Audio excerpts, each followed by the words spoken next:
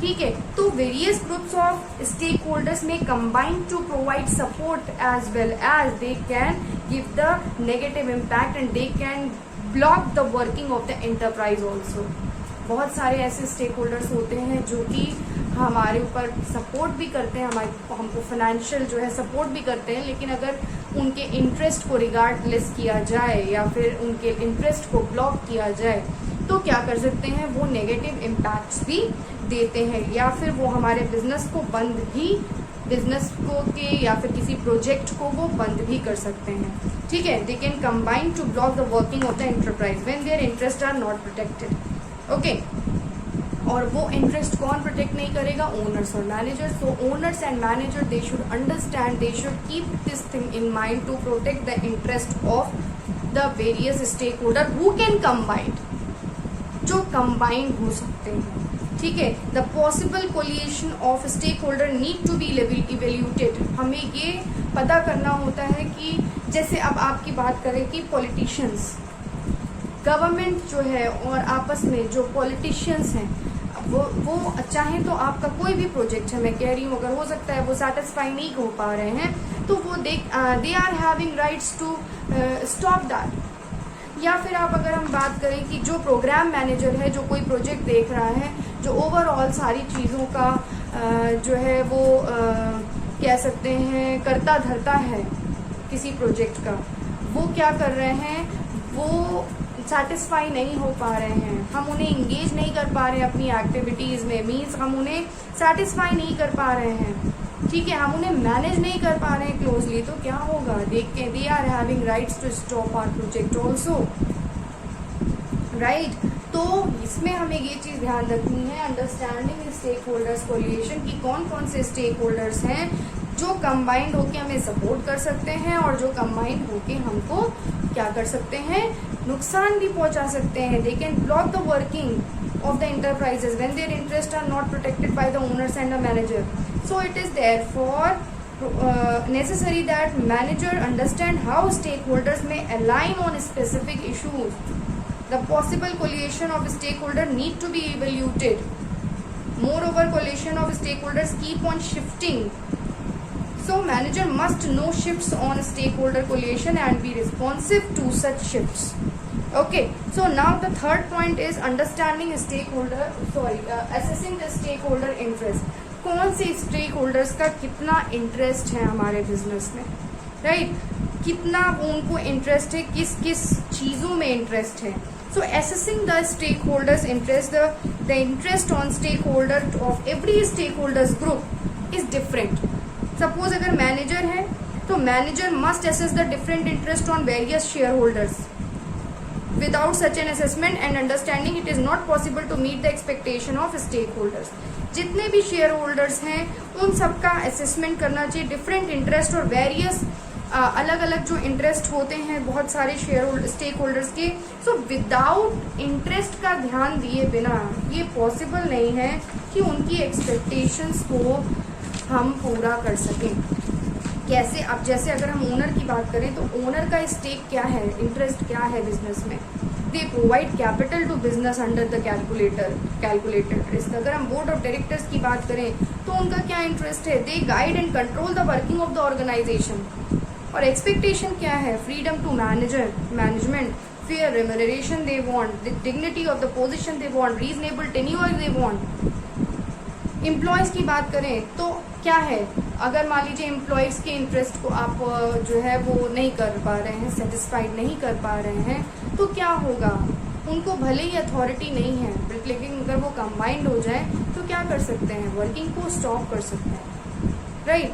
तो एम्प्लॉयज़ की बात करें तो उनका इंटरेस्ट क्या है, they are providing physical and mental efforts, वो फिजिकल और मेंटल एफर्ट्स दे रहे हैं और उसके बदले में एक फेयर रेम्यूनरेशन, एक अच्छी वर्किंग कंडीशंस और opportunity of growth in career, they want. Government की बात करें तो गवर्नमेंट हमसे क्या चाहता है कि हम टाइम पे करें टैक्स को, अदर ड्यूज जो हैं वो रेगुलरली पेमेंट करते रहें, we have to follow the law and the land, follow the law of the land, cooperate in scheme of the economic and social development, these things. ठीक है, तो ये सारी चीजें क्या है, these are the interest of many stakeholders, right. तो बिना इसके असेसमेंट के कि उनका जो इंटरेस्ट है वो किस किस तरफ है, it is not possible to meet the expectation of the business or of the stakeholders. Okay, now the next point is judging stakeholders power. Stakeholder की power को judge करना. Different stakeholders group, they are having different types of powers. जैसे share holder की हम बात अगर करें तो शेयर होल्डर हमारे जो ओनर्स कहलाते हैं कंपनी के, they have the legal power to vote for to protect their rights. उन्हें वोटिंग राइट्स होते हैं कंपनी में या किसी भी फॉर्म में, ठीक है. तो अपने वो क्या कर सकते हैं, मेजर डिसीजन लेने में पार्ट लेते हैं किसी भी बिजनेस एंटरप्राइज के, राइट. तो अगर हम बात करें लीगल पावर की, तो shareholders have legal power to vote on major decision of the company, on major decision of the company.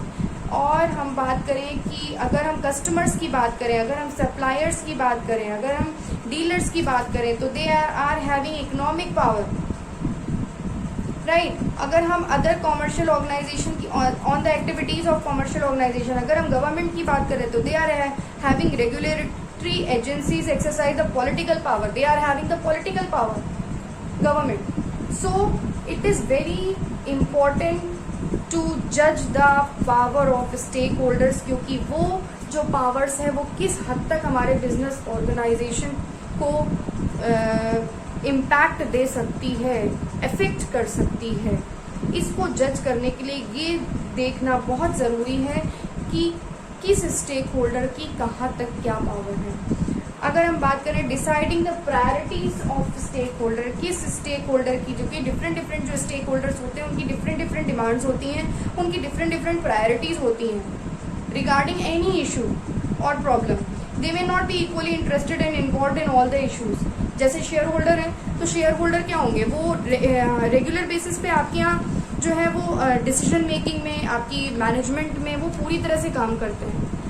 Government is not coming to argue with you, or government is not coming to take part in the management of the business organization. ठीक है. अगर हम बात करें आपकी auditors की, तो they are not coming to take part in the management of the organisation. But ये सर एम्प्लॉयज़ की बात करें तो they are having their working and functioning in the commercial organisation. तो deciding the priorities of stakeholders, different stakeholders have different priorities regarding any issue or problem, so they may not be equally interested and involved in all the functioning of the business of any issue. So manager must understand the priorities of each group of stakeholders on every issue separately. Okay, अब मैं एक बात बताना चाहूँगी कि इसको हम एक अलग तरीके से भी समझ सकते हैं. जैसे कि मान लीजिए एक प्रोजेक्ट है कोई, सपोज हम कैसे इसको आइडेंटिफाई करेंगे, एक ग्रिड के थ्रू करते हैं, ठीक है, कि किस तरह से हम जो है वो एनालाइज कर सकते हैं स्टेक होल्डर्स को, राइट. तो अगर हम बात करें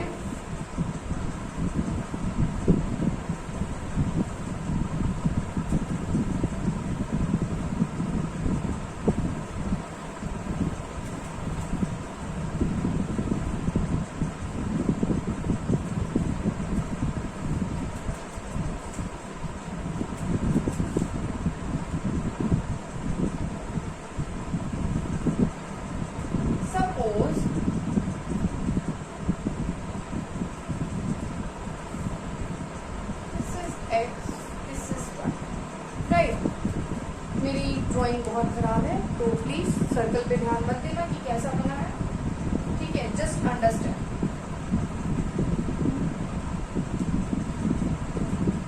चलिए यहाँ पे अगर हम इसको बात करें कि यहाँ पे हम लिखते हैं हमारा, इसको आइडेंटिफाई करते हैं एज पावर, और यहाँ लिखते हैं interest, right. Is it okay? Yes, power and interest.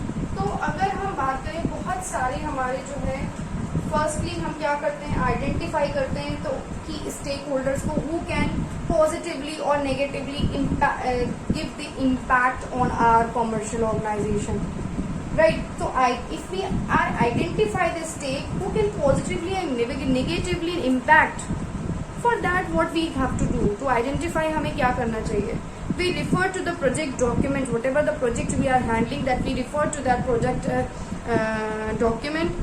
You can concern the project experts also, right? You can concern with the documentation or with the similar project which has been executed in the past, the same project which has been executed in the past, done in the past, who can positively and negatively impact in our business organization, right.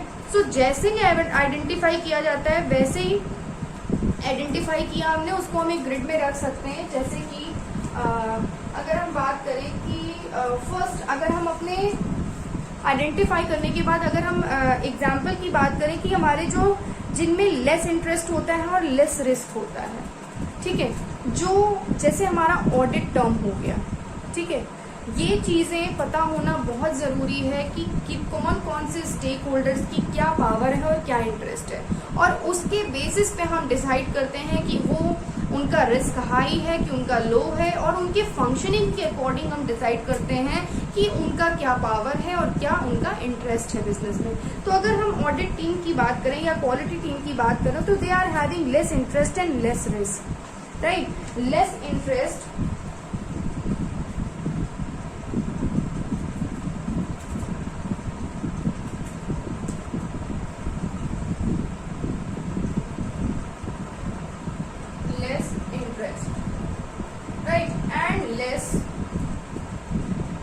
Power, या लो लिख सकते हैं, low power less interest, ठीक है. क्यों? क्योंकि जो ऑडिट टीम है, जाहिर सी बात है आपकी क्या हो गया, ऑडिट टीम है, they are not coming to you that to taking part in the business organisation. तो इसके लिए हमें क्या जरूरी होता है, इसके लिए इनकी मॉनिटरिंग जरूरी होती है कि कब वो आएंगे. उनसे टाइम टू टाइम हमें एक प्लानिंग करके रखना चाहिए कि क्या मतलब किस तरह से अब वो कब आएंगे, उसके लिए हम प्लान करके रखें ताकि वो जब आए तो उसका ऑब्जर्वेशन अच्छा हो एंड व्हाटएवर. तो अगर हम ऑडिट टीम की बात करें तो उनका हमारे बिजनेस में लो इंटरेस्ट होता है और उनका पावर भी लो होती है, ठीक है. तो उन्हें टाइम टू टाइम मॉनिटर करना जरूरी होता है, राइट. उन्हें मॉनिटर करना जरूरी होता है. अगर हम सेकेंड पॉइंट की बात करें, दैट इज आर, क्योंकि क्या होता है जो हमारे जो लो पावर लो इंटरेस्ट वाले होते हैं उन्हें देखिए अथॉरिटी भी कम होती है, इनकी फाइनेंशियल एडमिन पोजीशन भी कम होती है, और जिससे कि वो इतना पॉजिटिवली या निगेटिवली कुछ कर सके, ठीक है. सो ना ही बहुत ज्यादा उनका इंटरेस्ट होता है, ना ही उनके पास बहुत ज्यादा पावर होती है, तो उन्हें उतना अटेंशन या उतने आइडेंटिफिकेशन की उनकी जरूरत नहीं, कम आइडेंटिफिकेशन की और उन्हें कम अटेंशन की जरूरत होनी पड़ती है. बस we have to monitor, right. तो उन्हें इस कैटेगरी में रखा गया है, those who are having less interest and less power. Okay, तो अगर हम बात करें सेकंड आपकी, अगर हम बात करें जनरल मैनेजर या CEO, their powers are high but interest are low, right. Because क्यों, अभी बताते हैं. देयर पावर्स आर हाई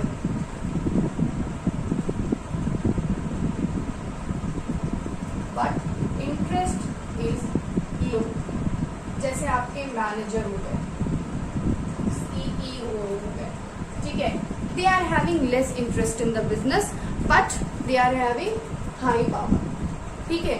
वो चाहे तो एक प्रीमियम के लिए आपका प्रोजेक्ट कुछ टाइम के लिए टर्मिनेट भी कर सकते हैं, लेकिन रोक भी सकते हैं. क्यों?